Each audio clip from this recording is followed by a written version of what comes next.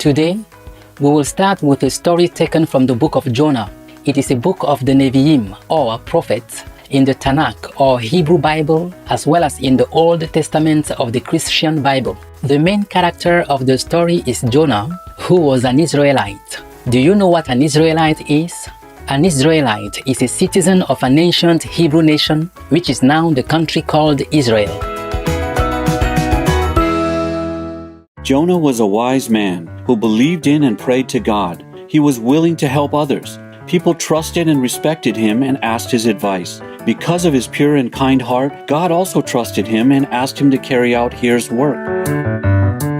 Jonah, the people of the great city of Nineveh have been living immorally. I want you to go there and preach to them and instill goodness into their hearts. They must obey my words and repent for their sins. But my Lord, they have done nothing good. Why must I go there and preach to them? They will not listen to me. They deserve a chance to know my love and God's law. If they choose to ignore my teachings, then they must pay for their wickedness. After listening to his assignment from God, Jonah left town. Do you know where he went? Instead of heading to Nineveh, he packed up and set off for the city of Joppa, in the opposite direction of Nineveh. He boarded a ship sitting by the dock to get as far away as possible. Obviously, he didn't want the job. I'm afraid the bad people in Nineveh will not treat me kindly. Why should I go there anyhow? These people should be punished for their evil deeds. At sea, while Jonah was sound asleep below the deck, a big storm broke out. The ship was rocked back and forth by the storm. The lives of all the passengers were in grave danger. Discovering that Jonah was still asleep, the sailors tried to wake him up. Wake up! A storm is upon us. It suddenly appeared out of nowhere. Why is this happening? It was calm just a minute ago. At that moment, Jonah realized that by going against the will of God and running away from his destiny, he had brought on the storm and put others in danger. This is my fault. I am so sorry. I ignored God's command and ran away. You must throw me overboard, and then the storm will cease. You can't be serious? How do you know it will work? Besides, we cannot send you to your death with a clear conscience. There must be something else we can do. The storm grew worse. The crew and the passengers were all at risk of drowning. Jonah insisted that the only option was to throw him overboard. Having no other solutions, the sailors reluctantly agreed. To everyone's amazement, as soon as Jonah fell into the sea, the storm ceased. And what happened to Jonah after he plunged into the ocean? A large whale swam by and swallowed him up whole. Jonah stayed alive in the whale's belly. Filled with gratitude and regret, Jonah prayed to God for forgiveness for 3 days and 3 nights. Oh God, please forgive me for my cowardly actions. I promise that from now on, I will carry out your wishes and never disobey you again. As God is merciful and loving, he readily forgave Jonah. Soon the big whale had indigestion and spit Jonah out onto dry land. Jonah cleaned himself up and headed straight for Nineveh. Standing in the middle of the town square, he began preaching. A crowd began to gather around Jonah. People of Nineveh, you have been living a life of sin. God is very displeased. He asked me to warn you that within 40 days, this city will be destroyed unless all of you repent sincerely. Jonah brought God's message to the people of Nineveh and awakened them from their slumber. Many of them examined their own hearts, repented, and mended their past mistakes. Even the king asked Jonah how he could change so that he could set a good example for his people. Under Jonah's patient guidance, Nineveh was transformed into a peaceful, loving community. With his mission accomplished, Jonah left the city. In spite of all of this, his heart was not at ease. What troubles you, Jonah? My Lord, I trust your wisdom and judgment, but I can't forget how my people suffered because of what the people of Nineveh did to us. This is not fair. They should be punished for their wrongdoings. Jonah, the people of Nineveh were ignorant of their inner divinity. After heeding my message, didn't they repent with all sincerity and change for the better? They are now my people and your brothers and sisters. I love all my children equally. I understand now, my Lord. I will also forgive them and treat them as my kin. For as long as I am able, I will spread your teachings far and wide. Did you like the story of Jonah and the whale? What can we learn from this story? We saw that God is always forgiving and loving. What else did we learn? We should listen to God's words and forgive others like God forgives us. And we should live a virtuous life. If we do something wrong, then we should repent and change for the better.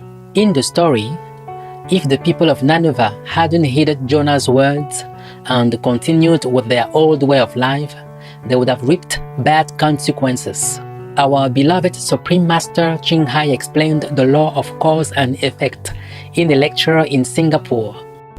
So that's why in the Bible it is stated that as you sow, so shall you reap. And in the Buddhist scriptures it is stated that it's the same thing, yeah? If you do good deeds, you get a good result. If you do bad, then you reap the result thereof. Most of the scriptures mention the same things. Now, in order to reach heaven, it is logically, now we know, that we have to tune into goodness, to the positive part of the world.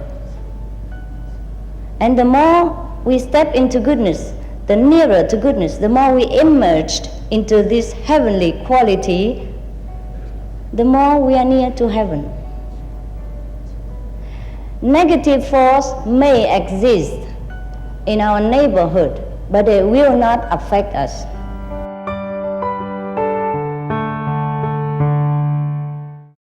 In our world today, perhaps there are unkind things that we do, but we may not be aware that they are hurtful.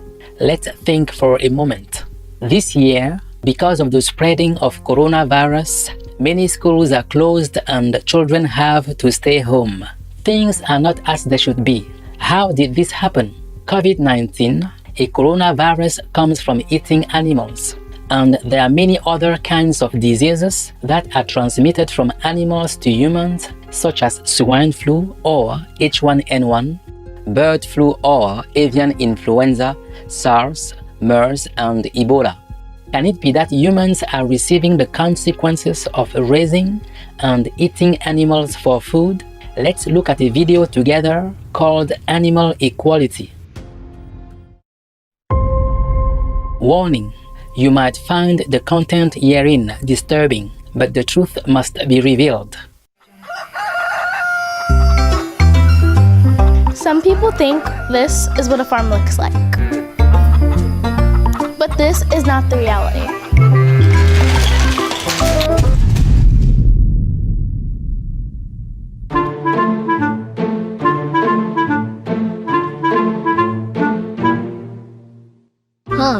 I don't see anything to play with. Where are all the animals? I don't know, they must be here somewhere. Maybe they're in here.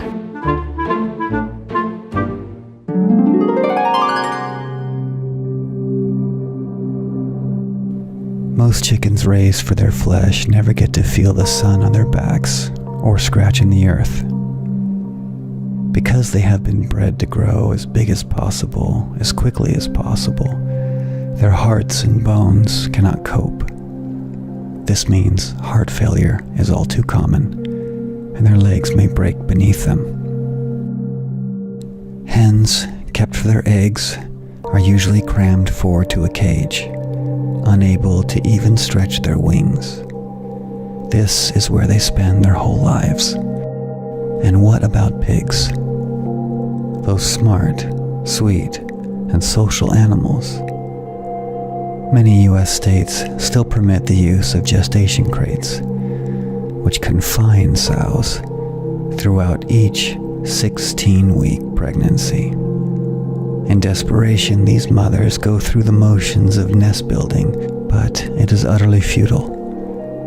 They will spend most of their lives in a space so small, they cannot even turn around. This is what we do to our fellow sentient beings, to get their meat and eggs.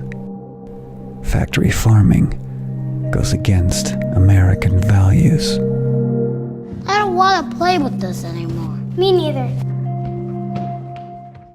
Wow, our animal friends are treated so badly in the factory farms. We cause so much pain and anguish to them, and it appears that we are receiving the consequences of it. Drop meat, drop fish, drop egg, drop anything that to do with animals. Just take up vegetable protein, vegan cheese, vegan fish, vegan meat, vegan shrimp, vegan anything. Delicious and wonderful and healthy. Help the planet. Rescue the animals. Save our world. Be a hero. Wouldn't it be wonderful if we all became vegan heroes, stopped eating animals, and befriended them all? Then instead of passing diseases to each other, we will share loving energy. All will look at animals with a sense of renewed wonder and appreciation. Let's spread this love to all beings, including our animal friends. Do good deeds and be vegan. Not only will we receive good outcomes, our world will be a better place for it. We welcome your ideas and feedback to help us improve our program, Kids Wonderland. Please send them via suprememastertv.com/KW. Delightful viewers, we truly hope you've enjoyed watching Jonah and the whale on Kids Wonderland. Remember the goodness inside of yourself, always.